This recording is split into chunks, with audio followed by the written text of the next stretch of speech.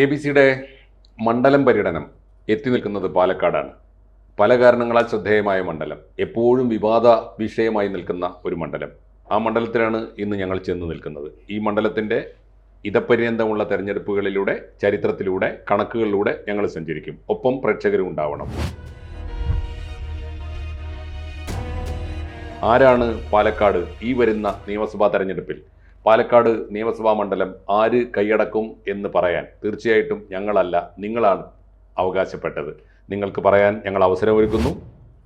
പാലക്കാടിലെ വിശദമായ കണക്കുകളിലേക്ക് കടക്കും മുമ്പ് പ്രേക്ഷകരെ ഞങ്ങൾ ഒരിക്കൽ കൂടി ഓർമ്മിപ്പിക്കുകയാണ്. ഞങ്ങളുടെ കമൻറ്റ് ബോക്സിൽ ആദ്യം നൽകിയിരിക്കുന്ന ലിങ്കിൽ ക്ലിക്ക് ചെയ്ത് UDF, LDF, NDA ആർക്കാണ് സാധ്യത എന്ന് മുൻകൂട്ടി നിങ്ങൾക്ക് പ്രവചിക്കാം. സർ, നമ്മൾ വിശദമായി തന്നെ പാലക്കാടിൻ്റെ സ്ഥിതികളിലേക്ക് കടക്കുകയാണ്. ആദ്യമായി നമുക്ക് പാർലമെൻറ്റ് തിരഞ്ഞെടുപ്പ് 2019-ലെയും 2024-ലെയും തിരഞ്ഞെടുപ്പും അവിടെ മത്സരിച്ച് പാർലമെൻറ്റിലേക്ക് ജയിച്ചിരുന്ന ആൾക്കാരെക്കുറിച്ചൊക്കെ ഒന്ന് കണക്കുകൾ സൂചിപ്പിക്കാം. ഇപ്പോൾ ശരിക്കും പറഞ്ഞാൽ ഈ പാലക്കാട് നിയമസഭാ മണ്ഡലം എന്ന് പറയുന്നത് പാലക്കാട് ലോക്സഭാ മണ്ഡലത്തിൽ ഉൾപ്പെടുന്ന ഒരു നിയോജക മണ്ഡലം, അങ്ങനെ പറയാം. ശരിക്കും പറഞ്ഞാൽ അതൊരു എന്താ പറയുക, ഇടത് കോട്ടയാണ് പാലക്കാട് എന്നൊക്കെയാണ് പറയുന്നത്. പക്ഷേ ലോക്സഭാ മണ്ഡലത്തിൻ്റെ ഒരു ചരിത്രം എടുത്തു കഴിഞ്ഞാൽ കോൺഗ്രസിനെയും അതുപോലെ തന്നെ ഇടതു മുന്നണിയെയും മാറി മാറി പിന്തുണച്ചിട്ടുള്ള ഒരു ചരിത്രമുണ്ട്. പി. കുഞ്ഞൻ ഇതായിരുന്നു LDFൻ്റെ ആദ്യത്തെ ലോക്സഭ MP ആയിട്ട് വന്ന വ്യക്തി. അപ്പം CPM നിന്ന് മത്സരിച്ചുകൊണ്ട് കുഞ്ഞൻ എത്തുന്നു. അതിനുശേഷം 1967 EK നയനാറാണ് അവിടെ മത്സരിക്കാൻ എത്തുന്നത്. പിന്നീട് 1971 AKG എത്തുന്നു. അങ്ങനെ കാസർഗോഡ് നിന്നെത്തിയ AKGയെയും EK നയനാരെയും ആദ്യമായിട്ട് ലോക്സഭയിലേക്ക് അയക്കുന്നത് പാലക്കാട്. അങ്ങനെ ഒരു പ്രത്യേകത ഈ മണ്ഡലത്തിനുണ്ട്. വമ്പൻ കമ്മ്യൂണിസ്റ്റുകാരെ വിജയിപ്പിച്ച മണ്ഡലം. അതെ. അതിനുശേഷം 1977 സുന്ന സാഹിബ് ഇന്ത്യൻ നാഷണൽ കോൺഗ്രസിന്റെ അവിടെ മത്സരിച്ച് അദ്ദേഹം ഈ മണ്ഡലം തിരിച്ചു പിടിക്കുന്നു. അതിനുശേഷം 1980 അവിടെ മത്സരിക്കാൻ ഇറങ്ങുന്നത് VS വിജയരാഘവനാണ്. പിന്നീട് VS വിജയരാഘവൻ എന്ന് പറയുന്ന കോൺഗ്രസ് നേതാവിൻ്റെ പടയോട്ടമായിരുന്നു പാലക്കാട് ലോക്സഭാ മണ്ഡലത്തിൽ. 80 വിജയിക്കുന്നു അദ്ദേഹം, തുടർന്ന് 84 വിജയിക്കുന്നു, 89 വിജയിക്കുന്നു, 91 വിജയിക്കുന്നു. ഇതിനിടയിൽ വിജയരാഘവനോട് ഒരു തവണ പരാജയപ്പെടുകയും ചെയ്തു. പിന്നീടാണ് CPM അവിടുത്തെ ഒരു യുവജന നേതാവായിട്ടുള്ള NN കൃഷ്ണദാസിനെ ഗോദയിലേക്ക് കൊണ്ടുവരികയാണ്. അന്ന് DYFIയുടെ ഒക്കെ തലപ്പത്തുണ്ടായിരുന്ന NN കൃഷ്ണദാസ് അന്ന് മത്സരിക്കാൻ ഇറങ്ങുമ്പോൾ വലിയ പ്രതീക്ഷയൊന്നുമില്ല. എങ്കിലും അന്ന് 1996 ആദ്യ തെരഞ്ഞെടുപ്പിൽ തന്നെ VS വിജയരാഘവൻ എന്ന് പറയുന്ന കോൺഗ്രസിലെ അക്കാലത്തെ ഏറ്റവും മികച്ച ഒരു പാലക്കാട്ട് നേതാവ് അദ്ദേഹത്തെ അട്ടിമറിക്കുകയാണ്. പിന്നീട് ആ അട്ടിമറി 1998-ലും 99-ലും 2004-ലും വരെ തുടർച്ചയായിട്ട് ജയിച്ചു. ഇതിൽ 3 തവണയും നേരത്തെ MP ആയിരുന്ന VS വിജയരാഘവനായിരുന്നു ഈ പറയുന്ന NN കൃഷ്ണദാസിന്റെ എതിരാളി. ഒരു തവണ MD പത്മ മത്സരിക്കാനായിട്ട് വന്നു, കോഴിക്കോട് നിന്ന് വന്നാണ്, അവരും പരാജയപ്പെട്ടു പോകുന്നു. ഇതിനുശേഷം ഈ മണ്ഡലം തിരിച്ചു പിടിക്കാനായിട്ട് UDF പല ശ്രമങ്ങളും നടത്തി. എന്നാൽ 4 ടേം പൂർത്തിയായതോടുകൂടി പിന്നീട് NN കൃഷ്ണദാസിനെ മാറ്റിയിട്ട് MP രാജേഷ് എന്ന് പറയുന്ന യുവ നേതാവ്, അന്ന് DYFI യുവ നേതാവാണ് MP രാജേഷ്. അന്ന് VS അച്യുതാനന്ദനൊപ്പം നിന്നിരുന്ന MP രാജേഷ് ഒരു സുപ്രഭാതത്തിൽ പെട്ടെന്ന് ഈ പറയുന്ന പിണറായി പക്ഷത്തേക്ക് മാറുന്നു. അങ്ങനെ അവിടെ ലോക്സഭയിലേക്ക് MP രാജേഷിനെ അവതരിപ്പിക്കുന്നു. MP രാജേഷാണ് അങ്ങനെ 2009 മത്സരിച്ച് ജയിക്കുന്നു. പിന്നീട് അടുത്ത തെരഞ്ഞെടുപ്പിൽ സിറ്റിംഗ് MP എന്ന നിലയിൽ 2014 മത്സരിക്കുന്നു. ആ തെരഞ്ഞെടുപ്പിലാണ് LDFുമായിട്ട് ഉടക്കിക്കൊണ്ട് MP വീരേന്ദ്രകുമാർ UDFിലെത്തുന്നത്. അങ്ങനെ പാലക്കാട്ട് MP രാജേഷിനെ നേരിടാൻ എത്തുന്നത് MP വീരേന്ദ്രകുമാറാണ്. ആ സമയത്ത് BJPയെ പ്രതിനിധീകരിച്ച് ശോഭാ സുരേന്ദ്രൻ എത്തുന്നു. ഒരു വലിയ ത്രികോണ മത്സരത്തിൻ്റെയൊക്കെ പ്രതിനിധി ഉളവാക്കി. പക്ഷേ അത്തവണ 1,50,000 പരം വോട്ടിനാണ് MP രാജേഷ് വിജയിച്ച് കയറിയത്. വലിയ നേട്ടം ഉണ്ടാക്കി, വീരേന്ദ്രകുമാറിനെ തോൽപ്പിച്ചു. അതിനുശേഷം 2019 വീണ്ടും സിറ്റിംഗ് MP ആയിട്ടുള്ള MP രാജേഷ് മത്സരിക്കാൻ ഇറങ്ങുന്നു. അന്ന് ഈ പറയുന്ന ഇടതുമുന്നണിക്ക് എതിരായിട്ടുള്ള വലിയ വികാരമുണ്ട്. അപ്പോഴാണ് കോൺഗ്രസ് VK ശ്രീകണ്ഠൻ എന്ന് പറയുന്ന നേതാവിനെ രംഗത്തിറക്കുന്നത്. അതുവരെ VK ശ്രീകണ്ഠന് പാലക്കാടിനെ സംബന്ധിച്ചിടത്തോളം വലിയ സ്വീകാര്യതയൊന്നും ഇല്ല. ഒരു നേതാവെന്ന നിലയിൽ നിയമസഭയിലേക്കൊക്കെ മത്സരിക്കുന്നുണ്ടെങ്കിലും വിജയിക്കാനൊന്നും സാധിക്കുന്നില്ല. പക്ഷേ എന്തുകൊണ്ടാണെന്ന് അറിയില്ല, അട്ടിമറി വിജയം നേടിക്കൊണ്ട് അവിടെ ഈ VK ശ്രീകണ്ഠൻ പാലക്കാടിൻ്റെ MP ആയി വരികയാണ്. പിന്നീട് 2024 തെരഞ്ഞെടുപ്പിൽ വീണ്ടും VK ശ്രീകണ്ഠൻ തൻ്റെ വിജയം ആവർത്തിച്ചു. അന്നും ഈ വിജയരാഘവനാണ് മത്സരിക്കാനായിട്ട് എതിർ സ്ഥാനാർത്ഥിയായിട്ട് എത്തിയത്. അപ്പോൾ ഇപ്പോൾ കോൺഗ്രസിൻ്റെ കൈപ്പിടിയിലേക്ക് ഒതുങ്ങിയെന്ന് നമുക്ക് തോന്നാം. മൊത്തം 15 തെരഞ്ഞെടുപ്പിൽ 11 തവണയും LDFിനൊപ്പം നിന്ന മണ്ഡലമാണ്. പക്ഷേ ഇതിനകത്ത് ഒരു പ്രത്യേകത എടുത്ത് പറയേണ്ടത്, ഇവിടെയുള്ള ഈ ലോക്സഭാ മണ്ഡലത്തിൽ നിലവിൽ 7 നിയമസഭാ മണ്ഡലത്തിൽ 2 മാത്രമേ UDFിന് മേൽക്കയുള്ളൂ, ബാക്കിയുള്ളിടത്തെല്ലാം LDFിനാണ്. ഇനി ഒരു പെർസെൻറ്റേജ് കണക്കെടുത്താൽ ഈ പാലക്കാട് നിയമസഭയിലും UDFിന് 2019 35.8% വോട്ടുണ്ടായിരുന്നു. ഈ 2024 ആയപ്പോഴേക്കും അത് 39.7% വർദ്ധിപ്പിക്കാനായിട്ട് അവർക്ക് സാധിച്ചു. എന്നാൽ LDFിൻ്റെ കാര്യം വന്നാൽ LDFിന് 2019 44,086 വോട്ട്, അതായത് 32.6% വോട്ടാണ് ലഭിച്ചത്. 5 വർഷം കഴിഞ്ഞപ്പോഴേക്കും ആ വോട്ടിംഗ് ശതമാനം 26.1% കുറഞ്ഞു. ഇവിടെ BJP തങ്ങളുടെ സാന്നിധ്യം വർദ്ധിപ്പിച്ചു. കാരണം പാലക്കാട് നഗരസഭ കുറേ കാലമായിട്ട് ഭരിച്ചുകൊണ്ടിരിക്കുന്നത് ഈ BJP ആണ്. അങ്ങനെ NDAക്ക് 29.5% 2019 ഉണ്ടായിരുന്ന വോട്ട് ഷെയർ 2024 ആയപ്പോൾ 32.4% വർദ്ധിപ്പിച്ചു. അപ്പം ലോക്സഭാ മണ്ഡലത്തിലും പാലക്കാട് നിയമസഭാ മണ്ഡലത്തിലും ഒക്കെ തന്നെ BJP ഒരു വലിയ സാന്നിധ്യമാണ് എന്ന് വ്യക്തമാക്കുന്നതാണ് ഈ കണക്കുകൾ.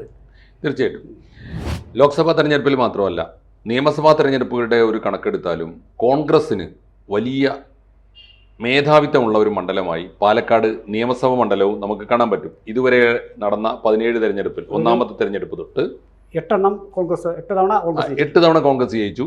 പിന്നെ ജയിച്ചു എന്ന് പറയുന്നത് കോൺഗ്രസ് അല്ലാതെ ജയിച്ചത് PSP നേതാവായ CM സുന്ദരമാണ്. അത് കോൺഗ്രസിന്റെ കൂടെ മുക്കൂട്ടു മുന്നണി ഒക്കെ ആയ കാലം തൊട്ട് ഇപ്പോൾ PSP എന്ന് വെച്ചാൽ പട്ടംതാണ പിള്ളയുടെ പാർട്ടിയുടെ നേതാവായിരുന്ന കാലം തൊട്ട് അദ്ദേഹം ജയിച്ച 20 കൊല്ലത്തോളം 1970 തൊട്ട് ഏതാണ്ട് 1970 തൊട്ട് 91 വരെ എന്ന് വെച്ചാൽ 20 കൊല്ലം തുടർച്ചയായിട്ട് CM സുന്ദരമായിരുന്നു MLA. ഇപ്പോൾ CM സുന്ദരം അവസാനം കോൺഗ്രസ് തന്നെ ചേരുകയും അവസാന തെരഞ്ഞെടുപ്പിൽ കോൺഗ്രസ് സ്ഥാനാർത്ഥിയായിട്ടാണ് മത്സരിക്കുന്നത്. എന്ന് പറഞ്ഞാൽ കോൺഗ്രസ് 8 തവണ ജയിച്ചു എന്ന് പറയുമ്പോഴും CM സുന്ദരം 5 തവണ ജയിച്ചു എന്ന് പറയുമ്പോഴും ജയിച്ചത് കോൺഗ്രസിന്റെ ആധിപത്യം തന്നെയാണ്. പിന്നെ ആകെ വന്നത് 4 തവണ അവിടെ ഇടതുപക്ഷത്തിന് ജയിക്കാൻ പറ്റിയിട്ടുണ്ട്. കഷ്ടിച്ചാണ് ആ ജയം. അത് ഒരിക്കൽ ജയിച്ചത്, ആദ്യം ജയിച്ചത് MV വാസു എന്ന CPM നേതാവാണ് 1965. അത് കഴിഞ്ഞ് പിന്നെ ഒന്ന് ജയിക്കുന്നത് TK നൗഷാദാണ്. പിന്നെ 2 തവണ R കൃഷ്ണൻ ജയിച്ചു. R കൃഷ്ണൻ 67ലും 70ലും ജയിച്ചു R കൃഷ്ണൻ. അത് കഴിഞ്ഞിട്ട് പിന്നെ TK നൗഷാദ് ഒരിക്കൽ ജയിച്ചു, കഷ്ടിച്ച് 500 വോട്ടിന്റെ ഭൂരിപക്ഷത്തിന് TK നൗഷാദ് 96ൽ ജയിച്ചിട്ടുണ്ട്. പിന്നെ ഒരിക്കൽ കൂടി CPM ജയിച്ചു. അത് KK ദിവാകരനാണ് 1000 വോട്ടിന്, കഷ്ടിച്ച് 1000 വോട്ടിന് 2006ൽ ജയിച്ചു. എന്ന് പറഞ്ഞാൽ 4 തവണ CPM ജയിച്ചിട്ടുണ്ട്. നിസ്സാരമായ വോട്ടിനാണ് കടുത്ത പോരാട്ടത്തിലൂടെ പിടിച്ചെടുത്തിട്ടുണ്ടെന്നുള്ള ഉറപ്പാണ്. ബേസിക്കായിട്ട് അത് കോൺഗ്രസിൻ്റെ മണ്ഡലമായിട്ടാണ് നിലകൊണ്ടത്. ഇപ്പോൾ അവിടുത്തെ സമീപകാലം വരെ അവിടുത്തെ MLA ഈ ഒരു ഉപതെരഞ്ഞെടുപ്പ് ഇപ്പോൾ ഷാഫി പറമ്പിലാണ് കഴിഞ്ഞ 3 തവണയായിട്ട് MLA. ആകെ ഒരു വ്യത്യാസം വന്നത് ഷാഫി പറമ്പിൽ ഈ കഴിഞ്ഞ ഏറ്റവും ഒടുവിലത്തെ തെരഞ്ഞെടുപ്പിൽ 2021 തെരഞ്ഞെടുപ്പിൽ ഷാഫി പറമ്പിൽ ജയിച്ചു. പക്ഷേ 24 ലോക്സഭയിലേക്ക് ഷാഫി പറമ്പിൽ മത്സരിച്ച് വടകരയിൽ നിന്ന് ജയിച്ചപ്പോൾ അവിടെ ഉപതെരഞ്ഞെടുപ്പ് വന്നു. പിന്നെ മത്സരിക്കുന്നത് ആണ് നമ്മുടെ കോൺഗ്രസ് നേതാവ് രാഹുൽ മാങ്കൂട്ടത്തിലാണ്. ആ ഉപതെരഞ്ഞെടുപ്പിന്റെ കണക്കുകൂടി പറഞ്ഞിട്ട് ഒരു കാര്യം കൂടിയുണ്ട്. പക്ഷേ അതിനകത്ത് 2001 അവിടെ നിന്ന് മത്സരിച്ച് വിജയിക്കുന്ന K ശങ്കരനാരായണ, അദ്ദേഹം പിന്നീട് നമ്മുടെ ധനകാര്യ വകുപ്പ് മന്ത്രിയായി, പിന്നീട് UDF കൺവീനറായി. പക്ഷെ പിന്നീട് ഈ ശങ്കരനാരായണന് പാലക്കാട് മണ്ഡലത്തിൽ ക്ലച്ച് പിടിക്കാൻ കഴിഞ്ഞില്ല. കാരണം ജനങ്ങളുമായിട്ട് അദ്ദേഹത്തിന് വലിയ ബന്ധമില്ലായിരുന്നു എന്നുള്ളത് കോൺഗ്രസിന് വലിയ തിരിച്ചടിയായി മാറി. അതാ പിന്നീട് ഈ പറയുന്ന ഷാഫി പറമ്പിനെ തിരിച്ചു പിടിച്ചതെന്ന് പറയാം. അത് എനിക്ക് തോന്നുന്നു അതൊരു തരം അറിയാലോ, കരുണാകരന്റെ കൂടെ നിന്നതിന്റെ ഒരു സേവനത്തിന് കൊടുത്തൊരു പ്രതിഫലമായിരുന്നു. അവസാന കാലത്ത് അദ്ദേഹത്തിന് കൊടുത്ത രാഷ്ട്രീയ ഒരു ഉപഹാരമായിരുന്നു അത്. പിന്നെ അദ്ദേഹത്തെ ഇവിടുന്ന് ഗവർണറാക്കി വിടുകയാണ്. 6 സംസ്ഥാനങ്ങളിൽ ഗവർണറായിരുന്നതിന്റെ ബഹുമതിയാണ്. മാത്രമല്ല സർ, ഈ കോൺഗ്രസ് പോലൊരു UDF പോലൊരു സംവിധാനത്തിനകത്ത് 16 കൊല്ലക്കാലം അതിന്റെ കൺവീനറായിരുന്നു ഈ മനുഷ്യൻ. അപ്പോൾ അത് കൊടുത്ത റിവാർഡാണ് അദ്ദേഹം. അപ്പോൾ സ്വാഭാവികമായിട്ടും ജനങ്ങളുമായിട്ടുള്ളത് ആദ്യം ഒരു കാര്യം ചെയ്യാം. ഈ കഴിഞ്ഞ ഇപ്പോൾ ഷാഫി പറമ്പിൽ ജയിച്ച 2 തെരഞ്ഞെടുപ്പുകളുണ്ടല്ലോ, 1916ലെയും 21ലെയും. യഥാർത്ഥത്തിൽ നിയമസഭയിലേക്ക് പാലക്കാട്ട് നിന്ന് നടന്ന ഒടുവിലത്തെ തെരഞ്ഞെടുപ്പ് അതല്ല, ഉപതെരഞ്ഞെടുപ്പാണ്. ഉപതെരഞ്ഞെടുപ്പിന്റെ കണക്ക് സാറ് പറയുന്നതിനും ആദ്യം പറഞ്ഞോളൂ. ഉപതെരഞ്ഞെടുപ്പ് 24ലേക്ക് ഷാഫി ലോക്സഭയിൽ മത്സരിക്കുന്ന സമയത്ത് നവംബർ 20 ആണ് അവിടെ ഉപതെരഞ്ഞെടുപ്പ് നടന്നത്. നമുക്ക് വോട്ടിംഗ് പെർസെൻറ്റേജ് നോക്കിയാൽ ടോട്ടൽ ടേൺ ഔട്ട് എന്ന് പറയുന്നത് 70.51 അത് 2021 പെർസെൻറ്റേജ്. അവിടെ വ്യത്യാസം എന്ന് പറയുന്നത് 75.4 ആയിരുന്നു അതിന് മുമ്പുണ്ടായിരുന്ന ടോട്ടൽ ടേൺ ഔട്ട്. അപ്പോൾ അതോടെ നിൽക്കവേ ഷാഫിക്ക് ഉണ്ടായിരുന്ന അന്നത്തെ ഭൂരിപക്ഷം എന്ന് പറയുന്നത് 3859 ആയിരുന്നു. മറിച്ച് 70% വോട്ടിംഗ് പെർസെൻറ്റേജ് കുറഞ്ഞപ്പോഴും രാഹുലിന്റെ ഭൂരിപക്ഷം 10,000-ലധികമായി കൂടി എന്നുള്ളതാണ്. നല്ല പെർസെൻറ്റേജ് ഓഫ് വോട്ടിംഗ് വരികയാണ്, എന്നിട്ടും കൂടിയാണ്. രാഹുലിന് കിട്ടിയതെന്ന് പറയുന്നത് മൊത്തത്തിൽ 1,94,000 പ്ലസ് വോട്ട്സാണ് അവിടെ പോൾ ചെയ്തത്. അതിൽ 58,000-ലധികം വോട്ട്, 58,389 വോട്ട്, 42.29% രാഹുലിന് കിട്ടിയിട്ടുള്ളത്. തൊട്ടടുത്ത് ശ്രീ കൃഷ്ണകുമാറിന് 39,549 വോട്ട്, അത് 28.65%. അതിലും താഴെയാണ് ഡോക്ടർ സരിൻ 37,156 വോട്ട്. 25% മാത്രമാണ് LDF എന്ന് കണക്കാക്കുന്നത്. രാഹുലിന്റെ ഭൂരിപക്ഷം കൂടാനുള്ള ഒരു പ്രധാനപ്പെട്ട കാരണം എതിർ സ്ഥാനാർത്ഥിയും അല്ലെങ്കിൽ BJP ആണല്ലോ എതിർ സ്ഥാനാർത്ഥി, തൊട്ടടുത്ത എതിർ സ്ഥാനാർത്ഥിയായിരുന്ന BJPയിൽ ഉണ്ടായിരുന്ന പ്രശ്നങ്ങളാണ്. ഒന്ന് സി കൃഷ്ണകുമാർ സ്ഥാനാർത്ഥിയായതിൻ്റെ പ്രശ്നങ്ങളുണ്ടായിരുന്നു, സന്ദീപ് വാര്യർ പുറത്തു പോയത് ആ തെരഞ്ഞെടുപ്പിലാണ്. അങ്ങനെ കുറേ ഇഷ്യൂസ് അവിടെ പ്രത്യേകമായിട്ട് ഉണ്ടായതുകൊണ്ടാണ് ആ വ്യത്യാസത്തിൽ ഷാഫി പറമ്പലിന് കിട്ടിയതിനേക്കാൾ ഒരു പക്ഷേ ഷാഫിയുടെ സ്ഥാനാർത്ഥിയായി വന്ന, ഷാഫിയുടെ നോമിനിയായി വന്ന സ്ഥാനാർത്ഥിക്ക് ഷാഫിക്ക് കിട്ടിയ ഭൂരിപക്ഷത്തെക്കാൾ വളരെ വലിയ ഭൂരിപക്ഷം കിട്ടിയതിൻ്റെ പ്രത്യേകതയാണ്. പിന്നീട് കഥ ആകെ മാറി മറിഞ്ഞു. രാഹുൽ മാങ്കൂട്ടത്തിനെതിരെ പരാതികളുമായി ചില യുവതികൾ രംഗത്ത് വന്നു. കോൺഗ്രസ് അദ്ദേഹത്തെ പാർട്ടിയിൽ നിന്ന് പുറത്താക്കി. പക്ഷേ അദ്ദേഹം MLA സ്ഥാനം രാജിവെച്ചില്ല. വരുന്ന തിരഞ്ഞെടുപ്പിൽ സ്വതന്ത്ര സ്ഥാനാർത്ഥിയായി ഒരുപക്ഷെ അദ്ദേഹം പാലക്കാട് നിന്ന് മത്സരിക്കാൻ തീരുമാനിച്ചാൽ ആരുടെയൊക്കെ പിന്തുണ അദ്ദേഹത്തിന് ലഭിക്കും എന്ന് ഇപ്പോൾ പറയാനാകില്ല. അങ്ങനെ പിന്തുണ ലഭിച്ചാൽ പാലക്കാടത്തെ തിരഞ്ഞെടുപ്പ് ഫലം വീണ്ടും ഉദ്വേഗജനകമാകും. ആകെ മാറി മറിയുന്ന അവസ്ഥയും സംജാതമാകും. ഷാഫി പറമ്പിൽ ജയിച്ച ഒടുവിലത്തെ 2 തെരഞ്ഞെടുപ്പിൻ്റെ കണക്ക് കൂടി നോക്കിയാൽ പൂർത്തിയാവും. ഷാഫി പറമ്പിൽ 2016 തെരഞ്ഞെടുപ്പിൽ ജയിക്കുമ്പോൾ അവിടെ ഉണ്ടായിരുന്ന മൊത്തം വോട്ട് 1,78,387. പോളിംഗ് ശതമാനം 77.3%. ഷാഫി പറമ്പിലിന് കിട്ടിയത് 41.7 എന്ന് പറഞ്ഞാൽ ഏതാണ്ട് 42% വോട്ട് ഷാഫി പറമ്പിൽ പോൾ ചെയ്ത വോട്ടിൻ്റെ 42% വോട്ട് കിട്ടി. ആദ്യത്തെ തെരഞ്ഞെടുപ്പിൽ പക്ഷേ ഷാഫി ജയിക്കുന്നത് 17,483. ഇപ്പോൾ രാഹുൽ മാങ്കൂട്ടത്തിൽ നേടിയതിനേക്കാളും കൂടിയ ഭൂരിപക്ഷത്തോടു കൂടി ഷാഫി അവിടെ ജയിച്ചിട്ടുണ്ട്. പിന്നെ എന്ത് സംഭവിച്ചു നമുക്ക് നോക്കാം. അന്ന് എതിർ സ്ഥാനാർത്ഥി ശോഭാ സുരേന്ദ്രനായിരുന്നു. അന്നത്തെ BJPയുടെ ഏറ്റവും തിളക്കമുള്ള സ്ഥാനാർത്ഥിയാണ്. കേരളത്തിൽ തന്നെ BJP നേടിയ ഏറ്റവും നല്ല വോട്ടുകളിലൊന്ന് 40,076 വോട്ട് ശോഭാ സുരേന്ദ്രൻ അന്ന് അവിടെ നേടിയിട്ടുണ്ടായി. പാലക്കാട് തെരഞ്ഞെടുപ്പിൽ ഓർമ്മയുണ്ടല്ലോ 2016 ഒരുപക്ഷെ ശോഭാ സുരേന്ദ്രൻ കരുത്ത് തെളിയിച്ച തെരഞ്ഞെടുപ്പ് കൂടിയായിരുന്നു അത്. അവർ വലിയ ലീഡറായിട്ട് ഇവോൾവ് ചെയ്ത് വന്ന ഒരു തെരഞ്ഞെടുപ്പായിരുന്നു അത്. NN കൃഷ്ണദാസാണ് പഴയ പടക്കുതിരയായ MP, ദീർഘകാലം അവിടെ ലോക്സഭയിലേക്ക് ജയിച്ചു പോയ NN കൃഷ്ണദാസ് മത്സരിച്ചിട്ട് പോലും 38,000 വോട്ടുമായി 38,675 വോട്ടുമായി CPM അന്നും 3ാം സ്ഥാനത്താണ്. അന്നു മുതൽ ഇന്നും 3ാം സ്ഥാനത്താണ്. ഇനി ഷാഫി പറമ്പിലിൻ്റെ ഭൂരിപക്ഷം 2016 നിന്ന് അതേ ഷാഫി 2021 മത്സരിക്കുമ്പോൾ 17,483 ഉണ്ടായിരുന്ന 2016 17,000 വോട്ടിന് ജയിച്ച ഷാഫി, ഭൂരിപക്ഷത്തിന് ജയിച്ച ഷാഫി 2021 വെറും 3,800 എന്ന് വെച്ചാൽ 4,000-ൽ താഴെയായിട്ട് ഭൂരിപക്ഷം കുറയുകയാണ്. എന്ന് പറഞ്ഞാൽ ഭൂരിപക്ഷത്തിൽ 13,000 വോട്ടിൻ്റെ കുറവുണ്ടായി. അതിൻ്റെ ഒരു കാരണം അന്ന് എന്ന് മാത്രമല്ല, ഇപ്പോൾ കോൺഗ്രസ്സിന് ആകെ പോൾ ചെയ്ത വോട്ടിൽ 2 കാരണങ്ങൾ ഉണ്ടായിട്ടുണ്ട്. ഒരു പ്രധാനപ്പെട്ട കാരണം പോളിംഗ് ശതമാനത്തിൽ കുറവുണ്ടായിട്ടുണ്ട്.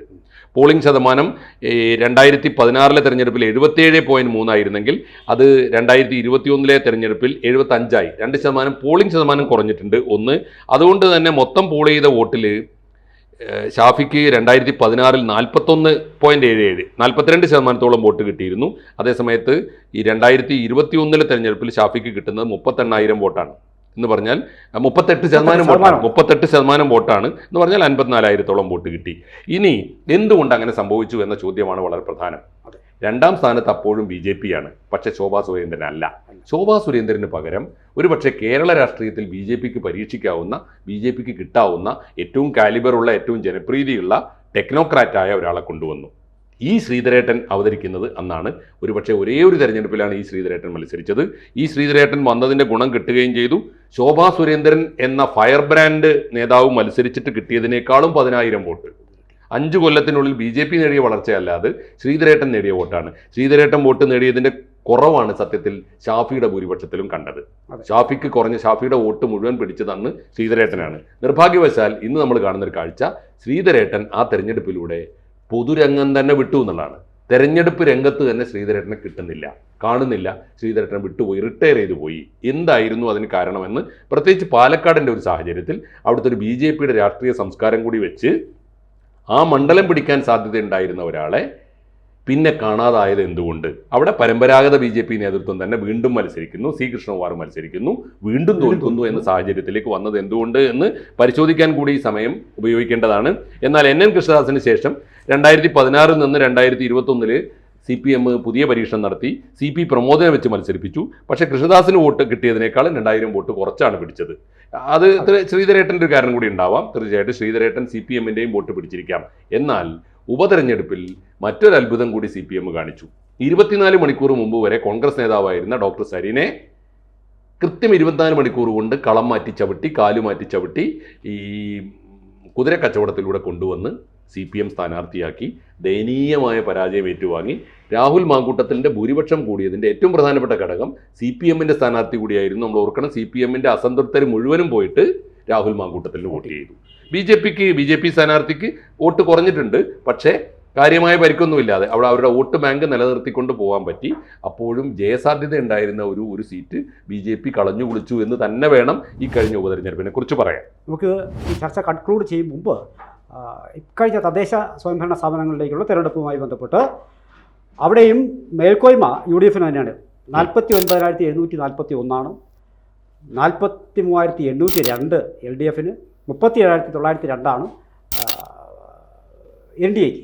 ഏതാണ്ട് ഒരു 5,000+ മറ്റുള്ളവരെ കട്ടി മുന്നിൽ നിൽക്കുകയാണ് UDF. ഇതാണ് ഇപ്പോൾ അവസാന ചിത്രം അതാണ് പറഞ്ഞു വരുന്നത്. നമ്മുടെ ഇതുവരെയുള്ള വിശകലനത്തിന് ഒരു കാര്യം വ്യക്തമാണ്. പാലക്കാട് പൊളിറ്റിക്കൽ ബേസ് നോക്കിയാൽ UDF-ൻ്റേതാണ്.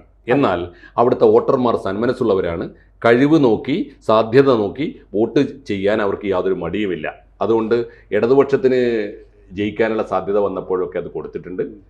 മാത്രമല്ല BJP-യെ ജയത്തിൻ്റെ വക്കത്തോളം എത്തിച്ചിട്ടുണ്ട്. ഇനി ആര് ജയിക്കും എന്ന് പറയാൻ പ്രേക്ഷകർക്ക് അവസരമുണ്ട്. ഏത് മുന്നണിക്കാണ് നിങ്ങൾ വോട്ട് ചെയ്തതെന്ന് രേഖപ്പെടുത്താം. നിങ്ങൾ തന്നെയാണ് പ്രവചിക്കേണ്ടത്. ഞങ്ങൾ പ്രവചിക്കുന്നില്ല. ഞങ്ങൾ നിങ്ങളോട് പാലക്കാട്ടെ കണക്ക്, പാലക്കാട്ടിൻ്റെ ചരിത്രം തുറന്നു വെക്കുക മാത്രമേ ചെയ്യുന്നുള്ളൂ. നന്ദി. 2026 കേരളത്തിൽ ആര് ജയിക്കും? ABC മലയാളം ഒരുക്കുന്ന ജനകീയ പോളിംഗിൽ നിങ്ങൾക്കും പങ്കാളികളാകാം.